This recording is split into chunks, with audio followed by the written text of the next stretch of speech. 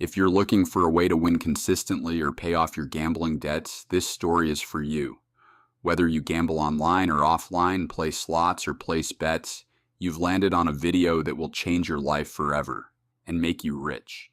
I've been a casino player for almost 20 years. Over that time, I've studied every trick, every system. I know how it all works. I know the best days and even the best hours to play.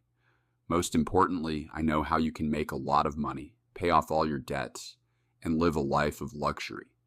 That's why you clicked on this video, to learn how to beat the casino, crack the slots, or place the perfect bet that will recover your lost money, pay off your credit card, or settle your loans. Some of you have already resorted to deceiving friends and family just to borrow more money. Others have gone even further, getting involved in illegal activities just to fund their gambling habits. I understand you better than anyone, and you're incredibly lucky to have found this video because in the next 10 minutes, I'll tell you something that will change your life if you're willing to listen. Today, I'm 40 years old and I haven't gambled in years. I made enough money to last a lifetime, but the journey was brutal and I wouldn't wish it on anyone. This is my true story. I know there are many like it, but few people dare to share them. It all started when I was 18, a student at a polytechnic university, funded by my hardworking, honest parents, people I deeply respect. They gave me everything they could, and I am forever grateful. One night, during my first year, my classmates and I went to a pub to watch a soccer match over some beers. I'd always loved soccer, both playing and watching, and I knew the teams well. As the match played on, one of my friends, Damascus, kept going to the slot machines in the corner of the bar. I had no interest in gambling at the time. That night, I correctly predicted the game's final score. Damascus was intrigued. A few days later, he invited me out again, promising to cover the tab. He had never been generous before, so I was suspicious. But he was beaming, happier than I'd ever seen him.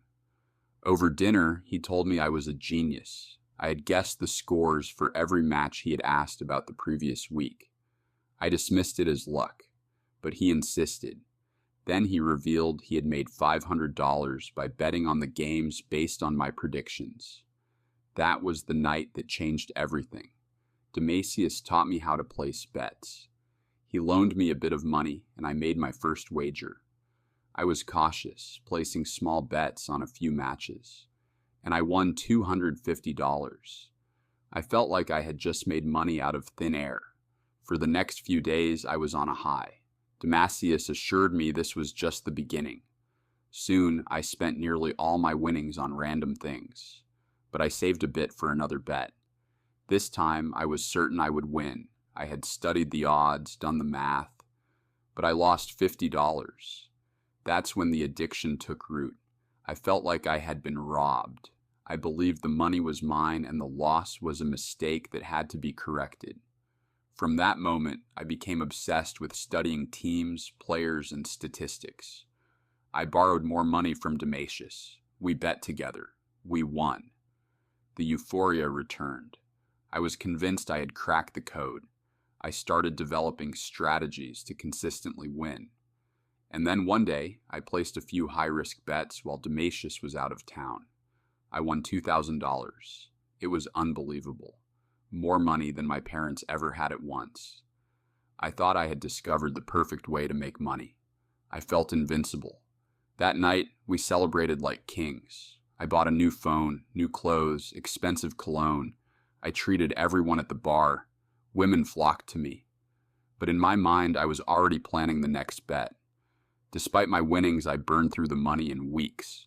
Soon I was down to just $500, which I gambled away on risky bets.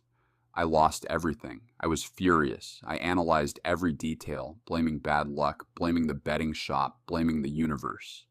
I refused to accept that gambling was pure chance. Then, like every gambler, I did the worst possible thing.